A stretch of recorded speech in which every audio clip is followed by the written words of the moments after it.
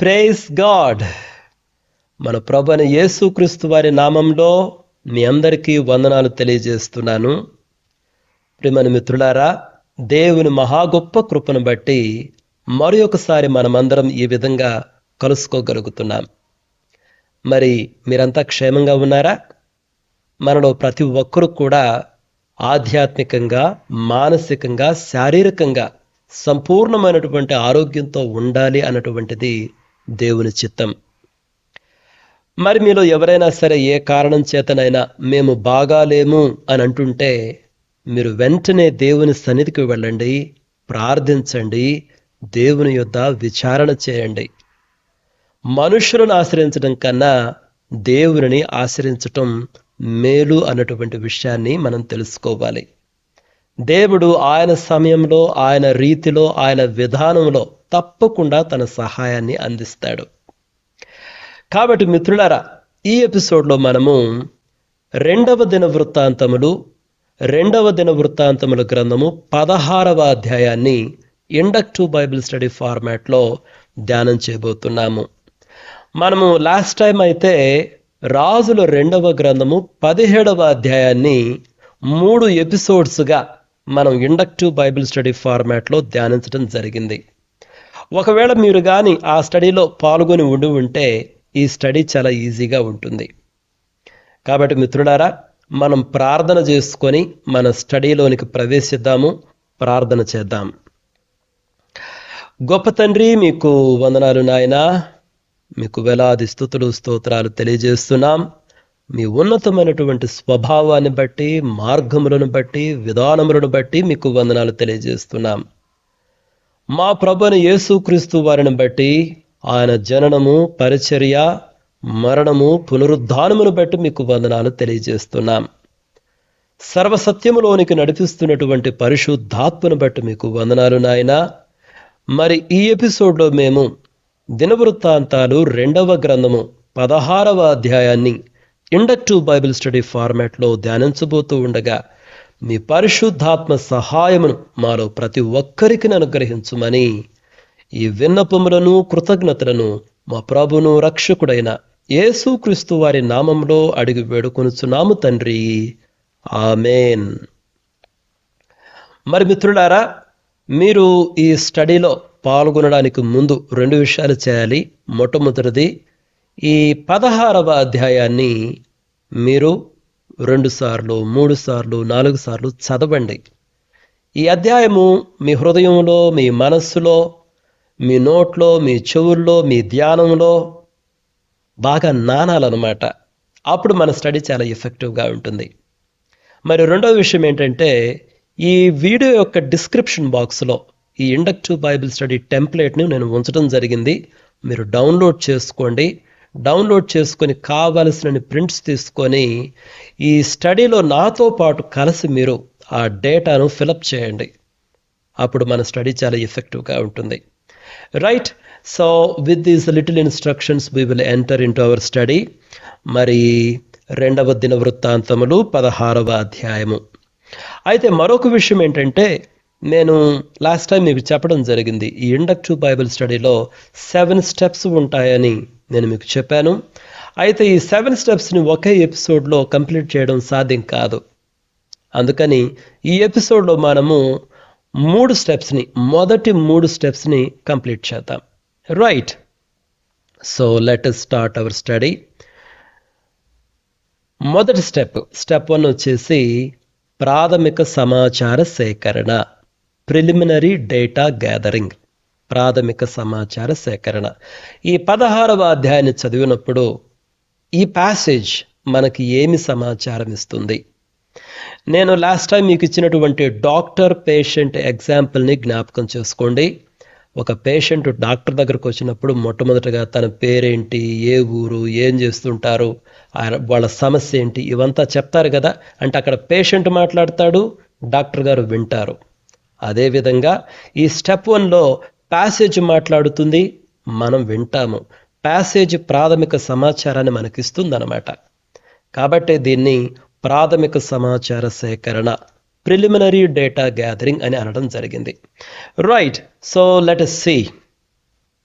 మొట్టమొదటి వచ్చేసి వ్యక్తులు, సమూహాలు, వారి స్థితిగతులు. అంటే ఈ ప్యాసేజ్లో ఉన్నటువంటి వ్యక్తులు ఎవరు, సమూహాలు ఎవరు, వారి స్థితిగతులు ఏంటివో మనము రికార్డ్ చేయాలి, అంటే నోట్ చేయాలి.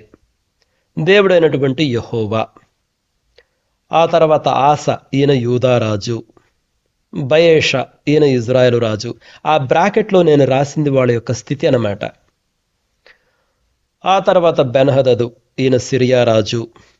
ఆ తర్వాత ఆసా తండ్రి, బెన్హదదు తండ్రి. వీరిద్దరూ డైరెక్ట్గా ఈ యొక్క ప్యాసేజ్లో లేరు, కానీ వీరిద్దరు గురించి ఇండైరెక్ట్గా చెప్పడం జరిగింది. బహుశా ఈ యొక్క అధ్యాయంలో ఉన్నటువంటి సంఘటనలు జరిగే సమయానికి వీరిద్దరూ మరణించి ఉండవచ్చు. అంటే ఆసా తండ్రి, బెన్హదదు తండ్రి. ఇండైరెక్ట్గా వీళ్ళిద్దరు పేర్లు చెప్పడం జరిగింది కాబట్టి వాళ్ళ పేర్లు కూడా ఇక్కడ మనము వ్రాసాము. ఆ తర్వాత దూతలు, వీళ్ళు యూదా వాళ్ళు అనమాట. రాజు అయినటువంటి ఆస వెండి బంగారాలు వీళ్ళకిచ్చి సిరియా రాజు అయినటువంటి బెన్హదదుకు పంపిస్తాడు. ఆ సందర్భంలో వీళ్ళ గురించి వ్రాయబడి ఉంది. ఆ తర్వాత సైన్యముల అధిపతులు, వీళ్ళు సిరియా సైన్యాల అధిపతులు అనమాట. నేను అక్కడ బ్రాకెట్లో రాసి ఉండాల్సింది, రాయలేదు. సైన్యముల అధిపతులు, ఆ బ్రాకెట్లో మీరు రాసుకోండి, సిరియా దేశానికి చెందినవారు. అంటే బెన్హదదు తన సైన్యాలను ఇజ్రాయెల్ దేశం పైకి పంపిస్తాడు. ఆ సందర్భంలో వీరి గురించి చెప్పడం జరిగింది. ఆ తర్వాత హనాని, నీ అన్నదానికి దీర్ఘం ఉండాలి, నేను రాయలేదు చూడండి. హనాని, ఈయన దీర్ఘదర్శి, ఈయన ప్రవక్త అన్నమాట. దేవుడు ఈ ప్రవక్త ద్వారా రాజు అయినటువంటి ఆసాకు ఒక సందేశాన్ని పంపించాడు. ఆ తర్వాత గుర్రపు రౌతులు, ఈ హనాని ప్రవక్త రాజు అయినటువంటి ఆసాతో మాట్లాడేటప్పుడు, ఒకప్పుడు ఈ కూషీయులు, లూబీయులు నీ మీదకు వచ్చినప్పుడు దేవుడు నిన్ను కాపాడాడు కదా అని చెప్తూ ఆ సందర్భంలో ఈ గుర్రపు రౌతులు అన్నటువంటి పదాన్ని ఉపయోగించడం జరిగింది. గుర్రపు రౌతులు అంటే గుర్రాలను నడిపే వాళ్ళనమాట. ఆ తర్వాత వైద్యులు, రాజు అయినటువంటి ఆసాకు పాదాలలో జబ్బు చేసినప్పుడు ఆసాకు ట్రీట్మెంట్ ఇచ్చినటువంటి వాళ్ళు వీళ్ళు. ఆ తర్వాత అత్తరు పనివారు, రాజు అయినటువంటి ఆసా మరణించినప్పుడు వీళ్ళు సుగంధ వర్గాలతోటి, పరిమళ ద్రవ్యాలతోటి ఒక పడకను సిద్ధం చేస్తారు రాజు అయినటువంటి ఆసా కొరకు, ఆయన చనిపోయినప్పుడు ఆయన శవాన్ని ఉంచడానికి. కాబట్టి ఆ సందర్భంలో ఈ అత్తరు పని వారి గురించి చెప్పడం జరిగింది. కాబట్టి మిత్రులారా, వీరన్నమాట వ్యక్తులు, సమూహాలు, ఈ యొక్క 16వ అధ్యాయంలో ఉన్నటువంటి వాళ్ళు. రైట్. మరి రెండవది ఏంటంటే, ఈ వ్యక్తుల యొక్క మనోభావాలు ఏంటి, వాళ్ళ వైఖరి ఏంటి, వాళ్ళ భావోద్రేకాలు ఏంటి, అది కూడా మనము రికార్డ్ చేయాలి, అంటే నోట్ చేయాలి. చూడండి, ఆస యెహోవాను నమ్ముకొనలేదు, సిరియా రాజును ఆశ్రయించాడు, మతి తప్పినవాడు, వైద్యులను ఆశ్రయించాడు. ఈ విషయాలన్నీ కూడా ఈ రాజు అయినటువంటి ఆస వైఖరిని, అంటే ఆయన హృదయ స్థితిని, ఆయన మానసిక పరిస్థితిని తెలియజేస్తున్నాయన్నమాట. ఈ పదాలన్నీ కూడా ఈ అధ్యాయంలో ఉన్నాయి కాబట్టి వీటన్నిటినీ ఇక్కడ వ్రాయడం జరిగింది. ఆ తర్వాత బయేష, ఈయన ఇజ్రాయేలు రాజు, యూదారాజు విషయంలో శత్రువుగా ఉన్నాడు, అంటే ఒక శత్రుత్వాన్ని కలిగి ఉన్నాడు అనమాట. అది ఆయన వైఖరి. యూదారాజు విషయమై ఆయన ఒక శత్రువు అనమాట, శత్రుత్వాన్ని కలిగి ఉన్నాడు. సిరియా రాజుకు భయపడినాడు. అవును, స్టార్టింగ్లో మీరు చూస్తే ఈ బయేష ఆసాపైకి యుద్ధానికి వస్తాడు. అప్పుడు ఆసా ఏం చేశాడంటే, వెండి బంగారాలను ఈ సిరియా రాజుకు పంపించి సిరియా రాజు యొక్క సహాయాన్ని కోరతాడు. సిరియా రాజు ఎవరు? బెన్హదదు. కాబట్టి వెంటనే బెన్హదదు ఈ ఇజ్రాయేలు రాజు అయినటువంటి బయేషా పైకి తన సైన్యంతో దాడి చేపిస్తాడు. అప్పుడు ఈ బయేషా భయపడి ఆయన కట్టించేటువంటి రామా పట్టణాన్ని కట్టడం మానుకొని వెనక్కు వస్తాడనమాట. అందుకనే ఈయనకు ఈ బయేషాకు సిరియా రాజు అంటే భయం. కాబట్టి అది కూడా ఒక హృదయ స్థితి కదా, అందుకని మనం ఇక్కడ రాయడం జరిగింది. ఆ తర్వాత బెన్హదదు, ఈయన సిరియా రాజు, ధనం కోసం ఏమైనా చేయువాడు. ఎందుకు ఇలా రాశానంటే, యాక్చువల్గా స్టార్టింగ్లో ఈ బెన్హదదుకు ఈ బయేషాకు వీళ్ళిద్దరికి సంధి ఉంటుంది. కానీ ఎప్పుడైతే ఆస వెండి బంగారాలు పంపించాడో అప్పుడు ఈ బెన్హదదు ఈ బయేషాతో ఉన్నటువంటి సంధిని భంగం చేసి ఆసాతోటి సంధిని చేసుకుంటాడు. వెంటనే ఈ బయేషా పైకి తన సైన్యాలను పంపిస్తాడు. అంటే డబ్బు ఇస్తే ఏం చేయడానికైనా సిద్ధం అనమాట. అది ఆయన హృదయ స్థితి, అందుకనే అది అక్కడ ఆ విధంగా రాయడం జరిగింది. ఆ తర్వాత చూస్తే దీర్ఘదర్శైన హనాని, ఈయన ప్రవక్త అనమాట. యెహోవా కొరకు పౌరుషం గలవాడు. ఈ అధ్యాయం మనం చదివినప్పుడు ఈ దీర్ఘదర్శినటువంటి హనాని చాలా పౌరుషంగా మాట్లాడతాడు రాజు అయినటువంటి ఆసాతోటి. నీవు యెహోవాను ఆశ్రయించకుండా సిరియా రాజును ఆశ్రయించావు, మతి తప్పి ప్రవర్తించావు, ఇక పైన నీకు యుద్ధాలే అని ఈయన చెప్పడం జరిగింది.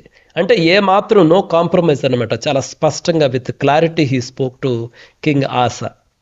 కాబట్టి యెహోవా కొరకు పౌరుషము గలవాడు అని రాయడం జరిగింది. కాబట్టి మిత్రులారా, వీళ్ళనమాట ఈ వ్యక్తుల యొక్క మనోభావాలు ఈ అధ్యాయంలో ఉన్నాయి కాబట్టి మనం రాసాము. యాక్చువల్గా ఇక్కడ యెహోవా దేవుడు ఆయన గురించి కూడా రాయొచ్చు. ఆయన హృదయ స్థితి ఏంటంటే he is not happy with king Asa. Asa విషయమై ఆయన సంతోషంగా లేడు. ఎందుకంటే ఆపద సమయంలో ఆసా దేవుని ఆశ్రయించకుండా సిరియా రాజును ఆశ్రయించాడు. కానీ ఆసా గురించి మీరు ప్రారంభంలో చూస్తే 14, 15 ఆ అధ్యాయాలు కూడా చదవండి. ఆ అధ్యాయాలు చదివినప్పుడు ఆసా నిజంగా దేవుని పైన ఆనుకొని ఉన్నటువంటి వ్యక్తి, దేవునిని ఆశ్రయించి దేవునికి మొరపెట్టే వ్యక్తి. మరి ఏమైందో ఈ 16వ అధ్యాయానికి వచ్చేసరికి దేవుని ఆశ్రయించకుండా సిరియా రాజును ఆశ్రయించడం ప్రారంభించాడు.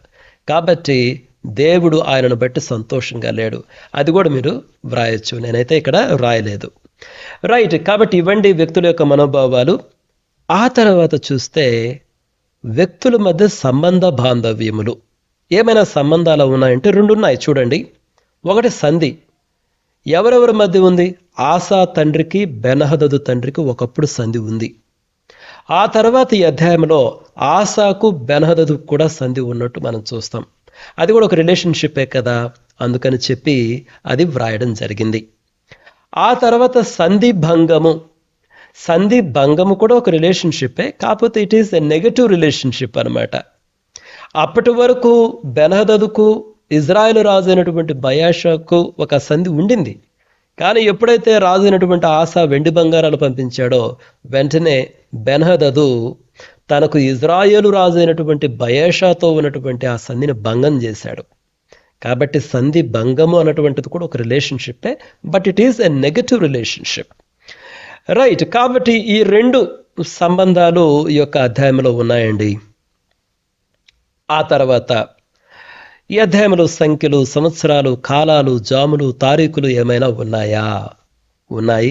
36వ సంవత్సరము, 39వ సంవత్సరము, 41వ సంవత్సరము. ఇవేంటివి? ఆసా యొక్క పరిపాలనలోని సంవత్సరాలు. అంటే ఆసా పరిపాలనలో 36వ సంవత్సరంలో ఇజ్రాయేలు రాజు అయినటువంటి బయేషా ఆయన పైకి దండెత్తి వచ్చాడు. ఆ తర్వాత 39వ సంవత్సరంలో, అంటే ఆసా పరిపాలనలో 39వ సంవత్సరంలో ఆసాకు పాదములలో జబ్బు వచ్చింది. ఆ తర్వాత ఆయన పరిపాలనలో 41వ సంవత్సరంలో ఆయన మరణించాడు. అవండి ఆ సంవత్సరాలు. రైట్. ఆ తర్వాత మనం చూస్తే ఈ అధ్యాయంలో పండగలు, ఆచారాలు, బలులు, కట్టుబాట్లు ఏవైనా ఉన్నాయంటే నాకైతే ఏం కనిపించలేదు. దట్స్ వై అక్కడ నిల్లని నేను వ్రాయడం జరిగింది. ఆ తర్వాత కాలువలు, వాగులు, సరస్సులు, నదులు, సముద్రాలు, స్థలాలు, పట్టణాలు, దేశాలు, దిక్కులు, అంటే జియోగ్రఫికల్ ఇన్ఫర్మేషన్ ఏమైనా ఉన్నాయంటే కొంత ఉంది ఇన్ఫర్మేషన్. పట్టణాలు చూస్తే రాజనగరు, దావీదు పట్టణం. ఈ రాజనగరు అనేది ఎక్కడొచ్చింది?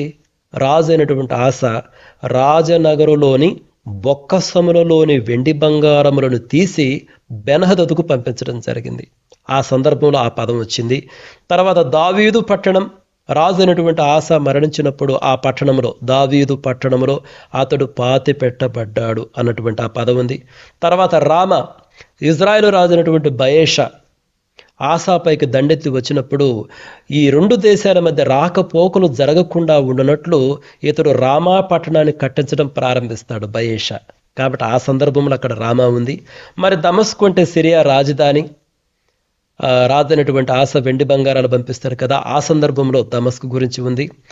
ఆ తర్వాత అబెల్మెయీము, ఈయోను, ఈ 2 పట్టణాలు ఎక్కడ వచ్చాయంటే ఎప్పుడైతే ఆసా వెండి బంగారాలు పంపిస్తాడో బెన్హదదు ఆ వెండి బంగారాలు తీసుకొని ఇజ్రాయేలు దేశంపైకి సైన్యాన్ని పంపిస్తాడు.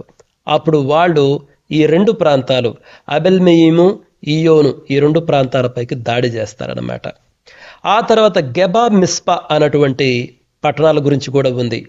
ఎప్పుడైతే ఇజ్రాయేలు రాజు అయినటువంటి బయేషా బెన్హదదుకు భయపడి రామా పట్టణాన్ని కట్టించడం మానుకుంటాడో అప్పుడు ఆ పట్టణం కట్టే దగ్గర చాలా సామాన్ అక్కడ వదిలేస్తాడు. అక్కడ ఉన్నటువంటి రాళ్ళు, తర్వాత దూలాలు ఇవన్నీ కూడా రాజు అయినటువంటి ఆస అవి తీసుకొని ఈ గెబా, మిస్పా అని ప్రాకారాలు కలిగినటువంటి పట్టణాలను కట్టించినట్టు మనకి 16వ అధ్యాయంలో ఉంది. రైట్. ఆ తర్వాత చూడండి గోత్రాలు, దాను, నఫ్తాలి గోత్రాల గురించి కూడా ఉంది. ఎక్కడ ఉందంటే ఈ బెన్హదదు తన సైన్యాలను పంపించి దాడి చేస్తారు కదా, అప్పుడు వాళ్ళు ఈ దాను, నఫ్తాలి గోత్రాల ప్రాంతాలలో అంటే ఆ గోత్రాలలో ఉన్నటువంటి కొన్ని ప్రాంతాలపైన దాడి చేసినట్టు మనం చూస్తాం. అక్కడ చూడండి, నఫ్తాలి అది స్పెల్లింగ్ తప్పు, ఫా అని రాసిన దానికి ఫ నఫ్తాలి అని రాయాలి. రైట్. ఆ తర్వాత దేశాలు ఏమైనా ఉన్నాయా? ఉంది. యూదా దేశము. ఆసా ఎవరు? యూదా రాజ్యానికి ఆయన రాజు. ఇజ్రాయేలు ఎవరు? ఇజ్రాయేల్కు రాజు బయేషా. సిరియాకు రాజు బెన్హదదు. ఈ దేశాల గురించి ఉంది కదా. తర్వాత లిబియా అని డైరెక్ట్గా లేదు కానీ లూబియులు అని ఉంది కాబట్టి అది లిబియా. ఆ తర్వాత కూషియులు అన్న పదం కూడా ఉంది కాబట్టి దే బిలాంగ్ టు కూషు అనమాట. కాబట్టి ఈ దేశాల పేర్లు కూడా ఉన్నాయి. వీళ్ళందరూ ఈ అధ్యాయంలో మెన్షన్ చేయబడ్డారనమాట. ఆ తర్వాత ఈ అధ్యాయంలో ఇంకా ఇతర ప్రదేశాలు, స్థలాలు ఏమైనా ఉన్నాయంటే ఉన్నాయి. యెహోవా మందిరము అదొక స్థలం. ఎందుకంటే యెహోవా మందిరంలో ఉన్నటువంటి వెండి బంగారాలే రాజు అయినటువంటి ఆస తీసుకొని బెన్హదదుకు పంపిస్తాడు. ఆ తర్వాత బొక్కసము అంటే ట్రెషరీ అనమాట. దాంట్లో వెండి బంగారాలు ఉన్నటువంటి స్థలం అట. యెహోవా మందిరములో బొక్కసం ఉంది. ఆ బొక్కసంలో ఉన్నటువంటి వెండి బంగారాలు ఈయన తీసుకొని సిరియా రాజు అయినటువంటి బెన్హదదుకు పంపించాడు. ఆ తర్వాత బందీ గృహం అనేటువంటి పదం కూడా ఉంది. ఈ ప్రవక్త అయినటువంటి హనాని రాజు అయినటువంటి ఆసాను హెచ్చరించినప్పుడు ఆయనకు చాలా కోపం వచ్చి రౌద్రం కలిగినటువంటి వాడై ఈ హనాని ప్రవక్తను ఈ బందీ గృహంలో వేయించడం జరిగింది. ఆ తర్వాత కొట్లు అన్నటువంటి పదం కూడా ఉంది. ఈ సిరియా సైన్యాలు ఇజ్రాయేలు దేశంపైకి దండెత్తి వచ్చినప్పుడు ఈ ఇజ్రాయేలు ప్రజలు, ఇందాక నేను పైన పట్టణాలు చెప్పాను కదా, అబెల్మెయిము, ఈయోను, తర్వాత దాను, నఫ్తాలి ఆ ప్రాంతాలలో ఉన్నటువంటి కొట్లను కొల్లగొట్టినట్టు వ్రాయబడి ఉంది. ఆ తర్వాత సమాధి, అది రాజు అయినటువంటి ఆసా సమాధి అనమాట. మీరు గమనించారా? అంటే ఒక పదం రాసినప్పుడు ఆ పదాన్ని గురించిన స్టోరీ మొత్తం చెప్తున్నాను. కాబట్టి ఈ ఇండక్టివ్ బైబిల్ స్టడీలో ఉన్నటువంటి, అంటే మనం చేసేటువంటి ఈ విధానంలో ఉన్నటువంటి ప్రత్యేకత ఏంటంటే, ఒక పదాన్ని చెప్పినప్పుడు ఆ పదాన్ని గురించినటువంటి దాని బ్యాక్గ్రౌండ్ స్టోరీ అంతా మనం చెప్పగలుగుతున్నాం. You understand? అంత లోతుగా మనము ఈ ఇండక్టివ్ బైబిల్ స్టడీలో ఒక అధ్యాయాన్ని ధ్యానం చేయగలము. రైట్. ఆ తర్వాత చూడండి, దీంట్లో అంటే ఈ అధ్యాయంలో జంతువులు, పక్షులు, చెట్లు, ఫలాలు, పొలాలు, ధాన్యాలు, ఆహార పదార్థాలు ఏమైనా ఉన్నాయంటే ఏమి లేవండి. అందుకనే ఐ హ్యావ్ రిటన్ నిల్. ఆ తర్వాత వస్తువులు, వాహనాలు ఏమైనా ఉన్నాయంటే ఉన్నాయి. వెండి బంగారాలు అన్నటువంటి పదం ఉన్నాయి, అది వస్తువులే కదా. ఆ తర్వాత సుగంధ వర్గములు, తర్వాత పరిమళ ద్రవ్యాలు అన్నటువంటి పదాలు కూడా ఉన్నాయి. రాజు అయినటువంటి ఆసా చనిపోయినప్పుడు వీటి గురించి మాట్లాడటం జరిగింది. ఆ తర్వాత రామా పట్టణపు రాళ్ళు, దూలాలు అనేటువంటి పదాలు కూడా ఉన్నాయి. రైట్. ఆ తర్వాత రథాలు అన్నటువంటి పదాలు ఉన్నాయి. రథాలన్న పదాలు ఎప్పుడు ఉపయోగించినట్టు కూషీలు, లూబీలు గురించి మాట్లాడినప్పుడు హనాని ప్రవక్త ఈ పదాన్ని ఉపయోగిస్తాడు. ఆ తర్వాత పైన చెప్పినటువంటి ఆ రామా పట్టణపు రాళ్ళు, దూలాలు ఆ పదాలు ఎప్పుడు ఉపయోగించారంటే, ఈ బయేషా సిరియా రాజుకు భయపడి ఈ రామా పట్టణాన్ని కట్టించడం మానుకున్నప్పుడు అక్కడ మిగిలినటువంటి ఆ రాళ్ళు, దూలాలు ఇవన్నీ కూడా రాజు అయినటువంటి ఆసా తీసుకుని వెళ్ళేసి ఆయన గెబా, మిస్పా అనేటువంటి ప్రాకారాలు కలిగినటువంటి పట్టణాలు కట్టిస్తాడు. కాబట్టి ఆ సందర్భంలో అది చెప్పబడి ఉన్నాయండి. ఇవి వస్తువులు అన్నమాట. ఆ తర్వాత ఈ అధ్యాయంలో కళలు కానీ, దర్శనాలు, సూచనలు, అలంకారాలు, ఉపమానాలు ఏమైనా ఉన్నాయంటే I did not find anything. అందుకని ఇక్కడ నేను నిల్లని రాశాను. ఆ తర్వాత మిత్రులారా, ప్రత్యేకమైనటువంటి పదాలు ఏమైనా ఉన్నాయంటే ఇది కూడా నిల్లేనండి. ప్రత్యేకమైనటువంటి పదాలు అయితే ఏమీ లేవు. ఆ తర్వాత సూచించబడిన ఇతర పుస్తకాలు ఏమైనా ఉన్నాయా ఈ యొక్క అధ్యాయంలో అంటే ఉంది. యూదా ఇజ్రాయేలు రాజుల గ్రంథం అనేటువంటి ఒక పుస్తకం గురించి చెప్పబడి ఉంది. అంటే ఆసా చేసినటువంటి ఇతర కార్యాల గురించి మీరు తెలుసుకోవాలనుకుంటే ఈ యొక్క గ్రంథంలో వ్రాయబడి ఉంది. అంటే యూదా ఇజ్రాయేలు రాజుల గ్రంథంలో వ్రాయబడి ఉంది అని చెప్పి, వ్రాయబడి ఉన్నాయి అని చెప్పి ఈ యొక్క అధ్యాయంలో ఉంది. కాబట్టి ఆ యొక్క గ్రంథాన్ని ఇక్కడ రాయడం జరిగింది. మరి స్టెప్ 1లో ఆఖరిది వచ్చేసి ఏవైనా ఇతర విషయాలు, అంటే ఏవైనా ఒక ప్రామినెంట్గా చాలా ఇంపార్టెంట్ అని మీకు అనిపించినటువంటి ఏవైనా ఉన్నాయంటే వాటిని కూడా మనం వ్రాయొచ్చు. లెట్ us see ఏవైనా ఇతర విషయాలు ఏమైనా ఉన్నాయంటే, నీవు నీ దేవుడైన యెహోవాను నమ్ముకొనక సిరియా రాజును నమ్ముకుంటివే. ఇది చాలా ఇంపార్టెంట్. ఇది హనానీ ప్రవక్త రాజు అయినటువంటి ఆసాతో అన్నటువంటి విషయము. ఆ తర్వాత నీవు యెహోవాను నమ్ము కొనినందున ఆయన వారిని నీ చేతికి అప్పగించెను. ఇది కూడా హనానీ ప్రవక్తే. ఒకప్పుడు రాజు అయినటువంటి ఆస ఈ కూషీలు లూబీలు ఆయన పైకి దండెత్తి వచ్చినప్పుడు అప్పుడు ఆయన దేవుని నమ్ముకున్నాడు. అప్పుడు దేవుడు ఆయనను వారి చేతిలో నుంచి విడిపించి వారిపైన విజయాన్ని ఇచ్చాడు. అది చెప్తూ అప్పుడు అది చెప్పాడు. అంటే నీవు యెహోవాను నమ్ముకున్నందున ఆయన వారిని నీ చేతికి అప్పగించాను. అది చాలా ఇంట్రెస్టింగ్. పైన అయితే ఏంది, నీవు నీ దేవుడిని యెహోవాను నమ్ముకునక. ఎప్పుడు తర్వాత ఈ ఇజ్రాయేలు రాజు దండెత్తినప్పుడు అప్పుడు ఆసా మారిపోయాడు. మరి ఏం జరిగిందో మారిపోయాడు. దేవుని నమ్ముకొనకుండా సిరియా రాజును నమ్ముకున్నాడు. అదనమాట. ఆ తర్వాత ఆ దీర్ఘదర్శి అట్లు ప్రకటించినందుకు ఆసా అతని మీద కోపగించి రౌద్రము చూపి అతను బందీ గృహములో వేసెను. చూసారా ఏం చేశాడో. కాబట్టి ఇది చాలా సీరియస్ థింగ్. కాబట్టి అంటే ఒక ప్రవక్త దేవుని సందేశాన్ని తీసుకొస్తే మనం పశ్చాత్తాపడాలే కానీ నువ్వు ఇలా నాతో ఇలా మాట్లాడతావా, నాకు ఇటువంటి మాటలు చెప్తావా అని చెప్పేసి హనానీ ప్రవక్తను తీసుకెళ్లి బందీ గృహం వేయటం ఏమి న్యాయము? It's a dangerous thing, right? Very serious issue. కాబట్టి దాన్ని నేను అక్కడ వ్రాయడం జరిగింది. ఆ తర్వాత జబ్బు పుట్టి తాను బహు బాధపడినను దాని విషయంలో అతడు యెహోవా యొద్ద విచారణ చేయక వైద్యులను పట్టుకొనెను. ఇది కూడా చాలా సీరియస్ థింగ్. ఆ రాజు అయినటువంటి ఆసాకు పాదాలలో జబ్బు వస్తే అతడు దేవుని ఆశ్రయించలేదు. దేవుని ఆశ్రయించకుండా అతడు వైద్యులను ఆశ్రయించాడు అనమాట. కాబట్టి మిత్రులారా, ఇదనమాట ప్రాథమిక సమాచారం. ఇంతటితోటి స్టెప్ 1 అన్నటువంటిది కంప్లీట్ అయ్యింది. కాబట్టి ఈ ప్రాథమిక సమాచారంలో మనకు ప్యాసేజ్ ఇస్తున్నటువంటి ఇన్ఫర్మేషన్ మొత్తం మనం కలెక్ట్ చేసాం. మరి ఇప్పుడు మనము స్టెప్ 2కు వెళ్దాము. స్టెప్ 2 ఏంటి? ప్రాథమిక పరిశీలనలు. అగైన్ ఆ డాక్టర్ పేషెంట్ ఎగ్జాంపుల్ మీరు జ్ఞాపకం చేసుకోండి. అక్కడ పేషెంట్ చెప్పిన తరువాత డాక్టర్ గారు ఏం చేస్తారు? ఆయన కన్ను చూస్తాడు, కళ్ళు ఇట్లా చూస్తాడు, నాలుగు చూపించమంటాడు, ఇట్లా పల్స్ చూస్తారు, తర్వాత హార్ట్ బీట్ చూస్తారు, రైట్? ఇవన్నీ ప్రాథమిక పరిశీలన అన్నమాట. కాబట్టి ఇప్పుడు ఈ ప్యాసేజ్ చదివినప్పుడు మనకి ఏం కనిపిస్తున్నాయి, మనమేమో పరిశీలించగలుగుతున్నాం. ఇందాక స్టెప్ 1 ఏమో ప్యాసేజ్ మనకేం చెప్తుంది, ఇప్పుడు స్టెప్ 2 ఏమో మనమేమి ప్యాసేజ్లో చూస్తున్నాం. అదనమాట ఈ రెండింటికి డిఫరెన్స్, రైట్? కాబట్టి ప్రాథమిక పరిశీలనలు చూడండి, అవి ప్రాథమిక పరిశీలనలు, అవి ప్రిలిమినరీ అబ్జర్వేషన్స్, చాలా ఆన్ ద సర్ఫేస్ లెవెల్ మనకు కనిపిస్తాయి అన్నమాట, రైట్? చూడండి, ఆసా యూదా రాజు, అదొక సింపుల్ అబ్జర్వేషన్. బయేషా ఇజ్రాయేలు రాజు, బెన్హదదు సిరియా రాజు. బెన్హదదు దమస్కులో నివసించాడు. బయేషా యూదా రాజైన ఆసా యొద్దకు రాకపోకలు జరగకుండానట్లు రామాను నిర్మిస్తూ వచ్చాడు. ఆసా ఆరాము రాజైన బెన్హదదుతో సంధి కొరకు ఆలయ సంపదల నుండి వెండి బంగారాన్ని తీసుకున్నాడు. ఆసా బెన్హదదుతో పొత్తు పెట్టుకున్నాడు. బెన్హదదు ఇజ్రాయేలుపై దాడి చేశాడు. బయేషా రామాను నిర్మించటం ఆపేశాడు. ఆసా బయేషా వదిలిపెట్టిన రాళ్ళు మరియు దూలాలు తీసుకొని గెబా మరియు మిస్పా నగరాలను నిర్మించాడు. దీర్ఘదర్శి హనానీ ఆసాకు వ్యతిరేకంగా ప్రవచించాడు. ఆసా హనానీపై కోపగించి అతన్ని చెరసాలలో బంధించాడు. ఆసా అదే సమయంలో కొంతమంది ప్రజలను కూడా బాధించాడు. ఆసాను గురించి యూదా మరియు ఇజ్రాయేలు రాజుల గ్రంథంలో వ్రాయబడింది. ఆసా పాదాలకు వ్యాధి వచ్చింది. ఆసా వైద్యుల సహాయం కోరాడు, కానీ అతను దేవుని వెతకలేదు. ఆసా తన పరిపాలనలో ఆస తన పాలనలోని 41వ సంవత్సరంలో మరణించాడు. ఆస యెరూషలేములో సమాధి చేయబడ్డాడు, అంటే దావీదు పట్టణంలో. చూసారా, ఇవి సింపుల్ అబ్జర్వేషన్స్.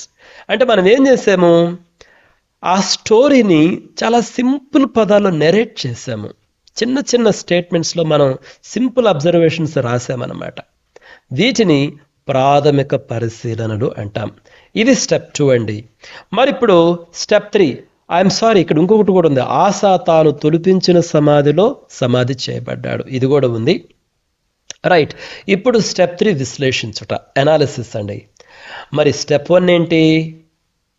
ప్యాసేజ్ మనతో ఏం మాట్లాడుతుంది, స్టెప్ 1. స్టెప్ 2 ఏంటి? మనము ప్యాసేజ్లో ఏం చూస్తున్నాము, సింపుల్ అబ్జర్వేషన్స్. స్టెప్ 3 ఏంటి? ఇప్పుడు అనాలిసిస్ అనమాట. అంటే డాక్టర్ పేషెంట్ ఎగ్జాంపుల్ తీసుకుంటే, ఈ స్టెప్ 2లో డాక్టర్ గారు పేషెంట్ని ప్రాథమికంగా పరిశీలించిన తర్వాత ఆ పేషెంట్ యొక్క ఇంటర్నల్ స్టేట్ డాక్టర్ గారికి తెలియదు కదా. బ్లడ్ కండిషన్ ఎలా ఉందో, యూరిన్ కండిషన్ ఎలా ఉందో, హార్ట్ కండిషన్ ఎలా ఉందో, కిడ్నీ కండిషన్ ఎలా ఉందో, ఇవన్నీ తెలుసుకోవడానికి డాక్టర్ గారు ఏం చేస్తారంటే ల్యాబ్ టెస్టులు రాస్తారు. అప్పుడు ఆ ల్యాబ్ టెస్టులు రిపోర్ట్లు వచ్చినప్పుడు మనకేంటంటే కంప్లీట్ ఆ లోపల internal conditions of the patient అనేది మనకు అర్థమవుతుంది అనమాట, అంటే డాక్టర్ గారికి. అదేవిధంగా ల్యాబ్ టెస్టుల మాదిరిగానే మనం ఏం చేస్తామంటే ఇప్పుడు ఈ విశ్లేషణలో చాలా ప్రశ్నలు అడుగుతాం.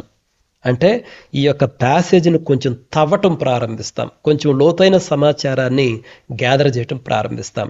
కాబట్టి ఆ ప్రశ్నలు ఏంటివో మీరు చూడండి. ఆస ఎవరు? ఆస యూదా రాజ్యానికి 3వ రాజు. ఇతడు క్రీస్తు పూర్వం 911 నుండి 870 వరకు పరిపాలించాడు.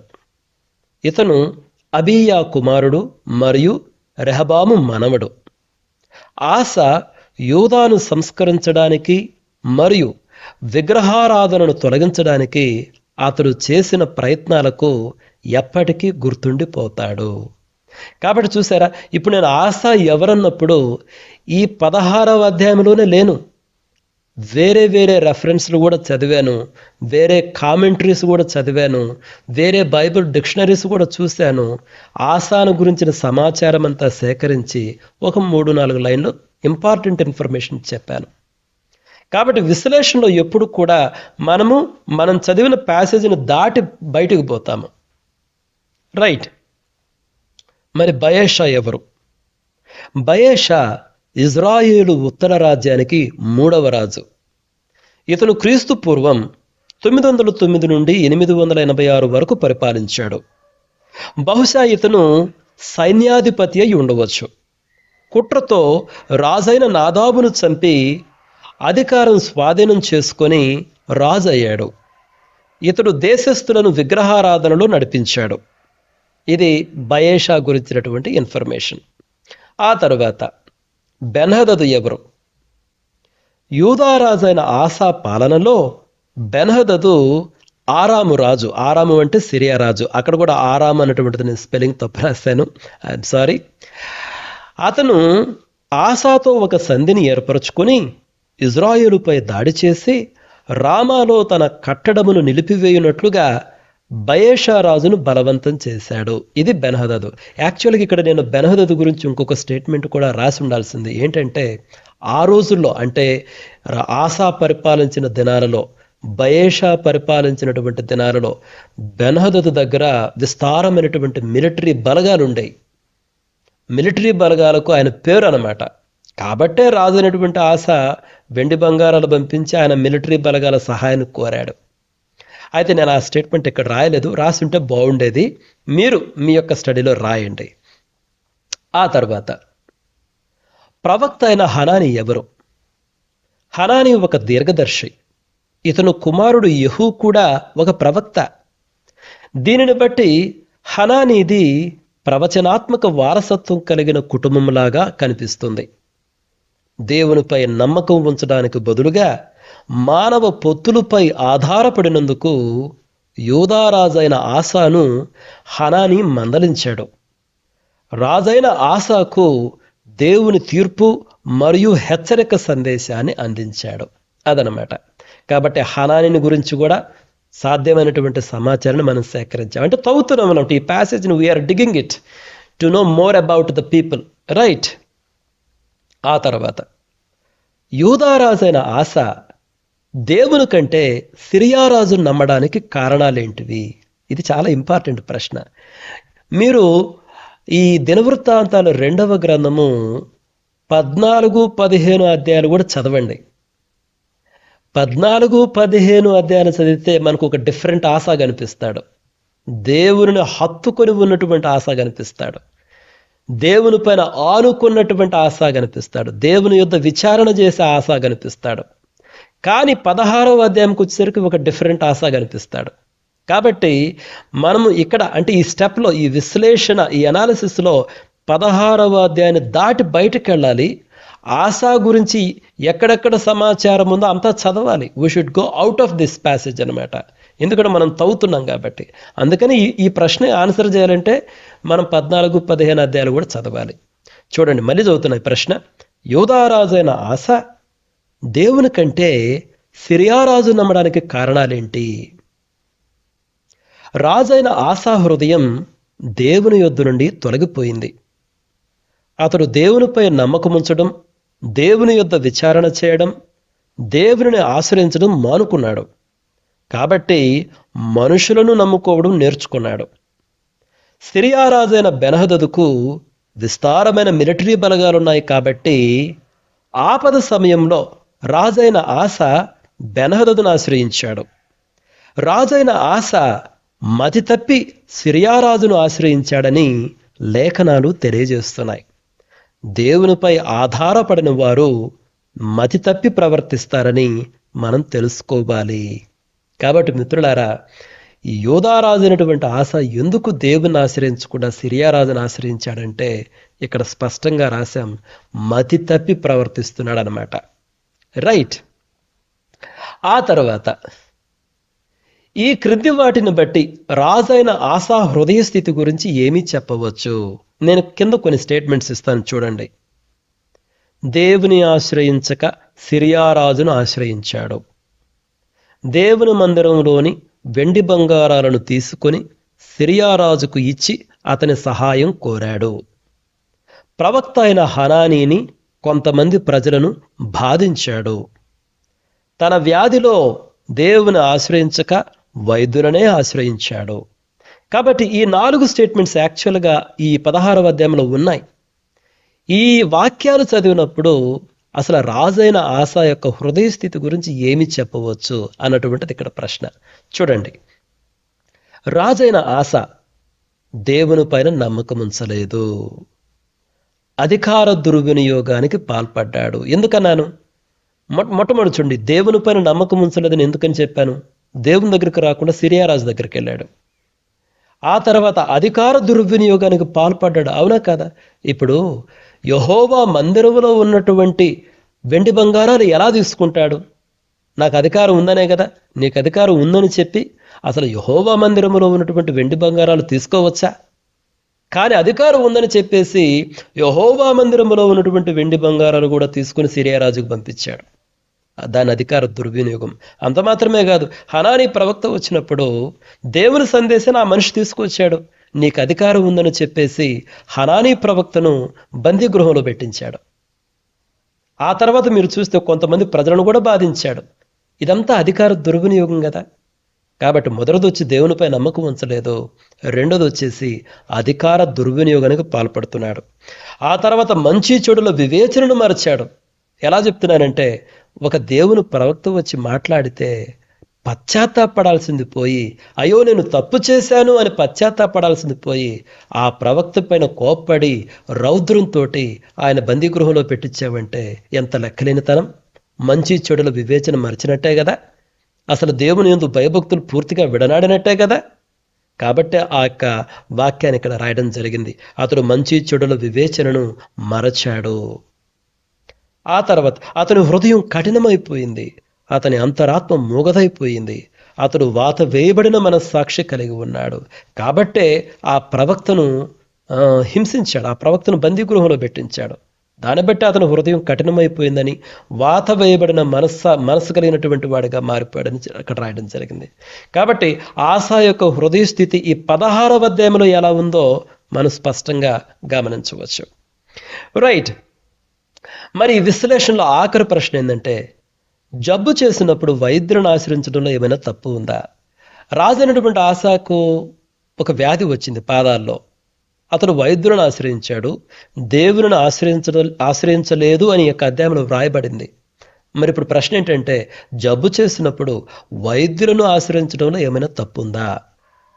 చూడండి, వైద్యులను ఆశ్రయించడం తప్పు లేదు. అయితే దేవుని ఆశ్రయించక వైద్యులను మాత్రమే ఆశ్రయించటే తప్పు. వైద్యులు కేవలము మనుషులే, వారేమీ దేవుళ్ళు కాదు. వారు కేవలము దేవుని చేతిలో పరికరాలు మాత్రమే.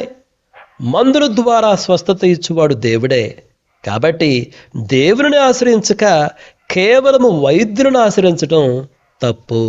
కాబట్టి మిత్రులారా, ఏదైనా ఒక జబ్బు వచ్చినప్పుడు మందులు తీసుకోవడం తప్పు లేదు, డాక్టర్స్ దగ్గరికి పోవడం తప్పు లేదు.